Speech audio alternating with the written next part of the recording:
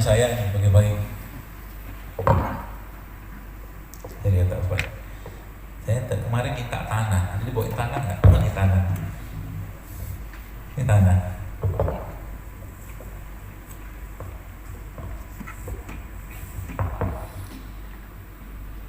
Ada apa dalam tanah ini? Ada apa? Kira-kira ada apa?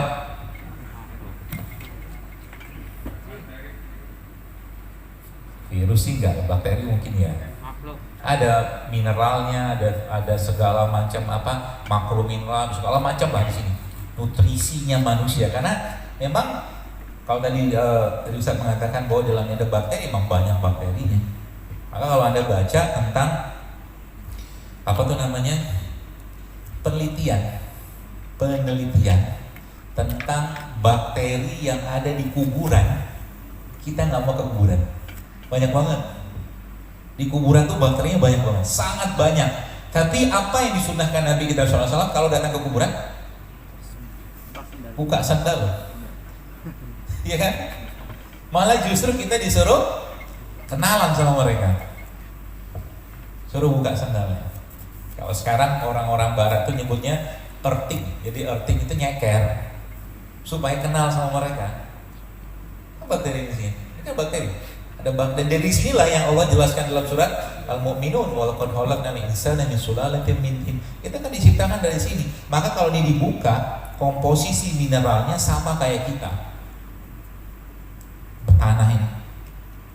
Kan? Demikian juga dengan air, kayak air sumur. Ya, kemarin kalau Anda sempat baca postingan saya ada buat cerita gitu kan. Saya kapan hari itu ada pergi ke suatu daerah di Magelang. Di sana saya nyebur di kolam gurame. Nyebur di kolam gurame karena rencananya mau panen gurame. Kira-kira apa yang terjadi setelah saya nyebur di kolam gurame? Apa yang kira-kira terjadi? Basah mah jelas. Karena saya lama nggak kenalan sama umat-umat di sana, di dalam kolam gurame itu. Akhirnya keluar dari kolam, saya ngapain? Gatal-gatal. Iya kan? Lama nggak kenalan, mungkin lama nggak silaturahim lah gitu kan, gatal-gatal. Panik nggak saya? Enggak lah, apa juga panik. Selamat datang, gitu kan. Ahlan. Ya, selamat datang. Selamat berkenalan dengan umat yang ada di tubuh saya. Apa yang saya kerjakan habis itu? Ya mandi aja lah. Lagi mandi, tempat ada suatu sungai yang lebih bersih, saya mandi di situ. Keluar dari sungai, selesai, gatalnya hilang. Gak pakai apa-apa, obat apa nggak pakai. Saya pakai itu nggak? Pakai sabun nggak? Pakai. Tapi sabunnya yang juga bersahabat dengan mereka. Bukan sabun yang 99,99% kuman mati. Ya. Jadi hati-hati ya. Semua bahan-bahan kimia sintetik terutama kalau overuse, terlalu berlebihan, dia malah justru bikin umat-umat itu ya melawan.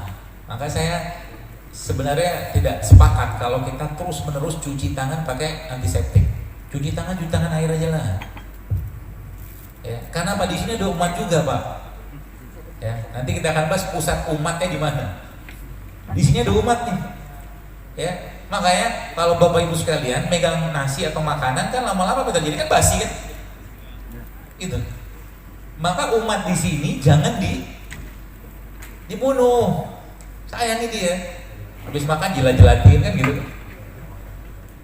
Ya. Nah, berarti pembahasannya adalah bahwa semakin banyak kita berinteraksi dengan mereka, ya, semakin kita memberikan makanan untuk mereka, si umat-umat tadi, maka akan semakin kuatlah sistem kekebalan tubuh kita.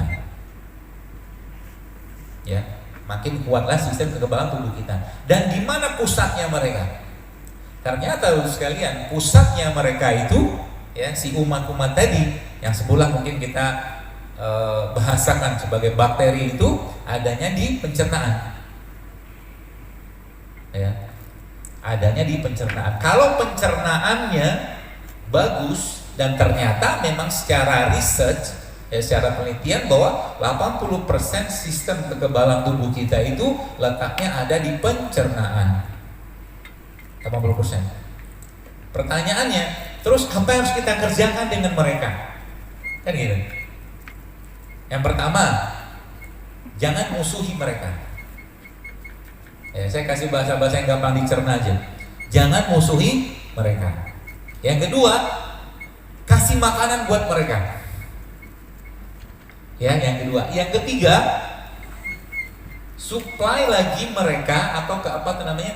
Supply lagi umat-umat atau bakteri-bakteri tadi dari sumber-sumber yang bisa kita dapatkan. Ya. Maka sebenarnya kayak begini, misalkan air kayak begini.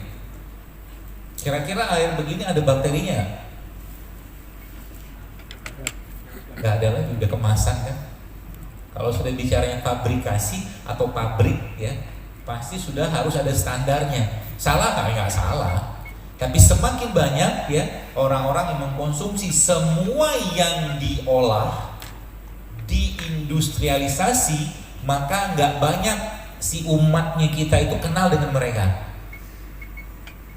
Ya, jadi kalau boleh saya bilang misalkan berarti minum air yang baik itu air mentah. Sebenarnya iya. Buktinya apa? Kalau Anda yang pernah naik ke Semeru, ya Semeru ya, yang di Malang itu, kan ada kalau sampai ke titik yang terakhir itu kan sebelum naik ke atas itu kan Ranu Mati ya. Sebelumnya kan Ranu Kumbolo. Nah, Ranu Kumbolo itu kan danau tuh. Nah situ kan tinggal minum airnya. Gitu loh, nggak perlu dimasak airnya, karena memang bebas. Kalau sekarang mungkin di kota emang susah kita air.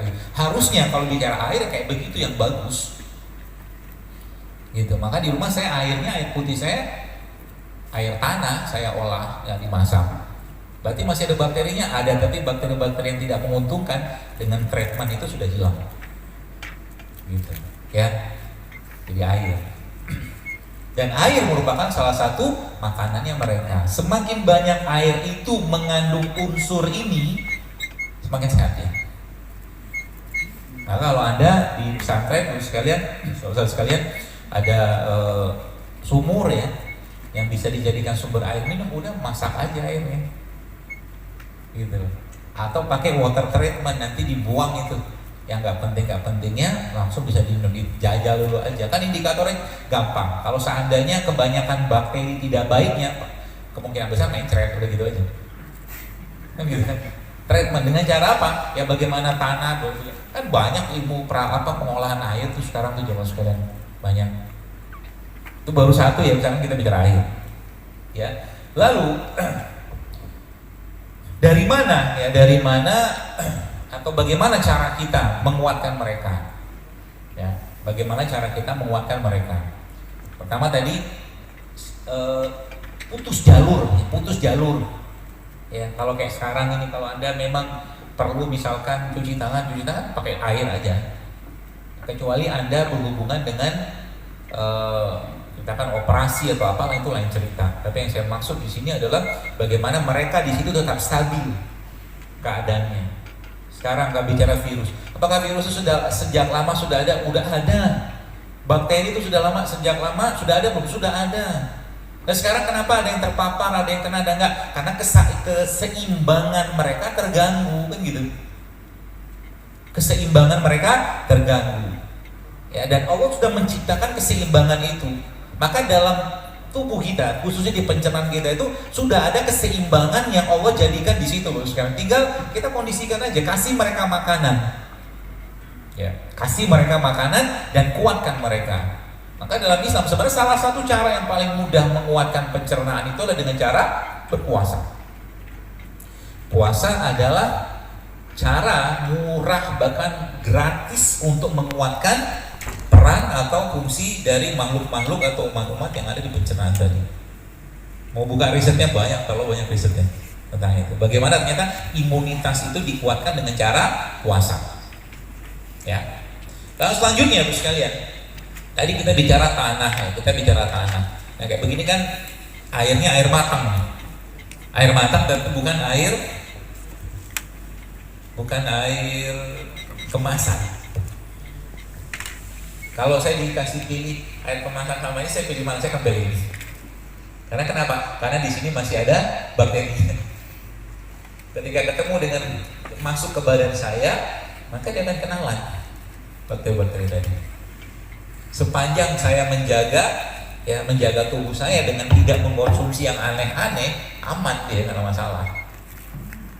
Ya, jadi tadi mungkin disampaikan oleh Pak Imam tadi tentang bagaimana kemandirian pondok gitu ya. Saya kira mungkin sudah saatnya dulu ya.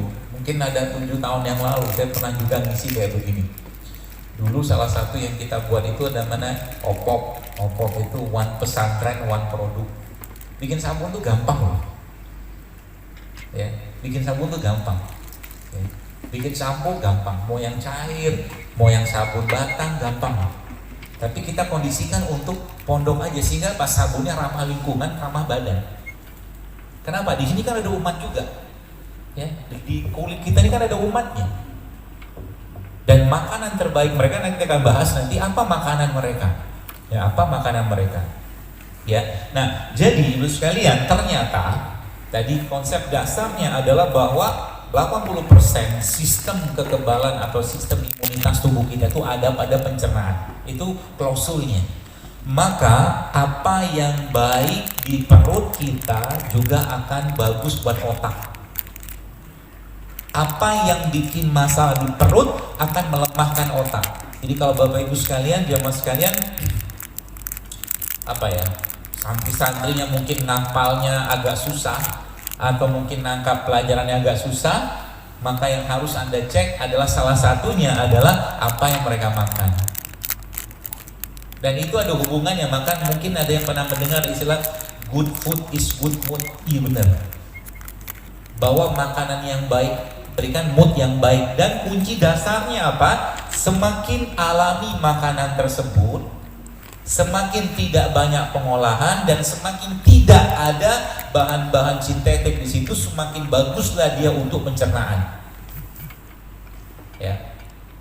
Dan kata kunci yang lain apa?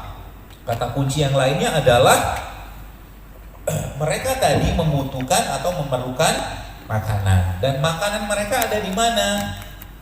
Di dalam apa-apa yang Allah ciptakan di bumi.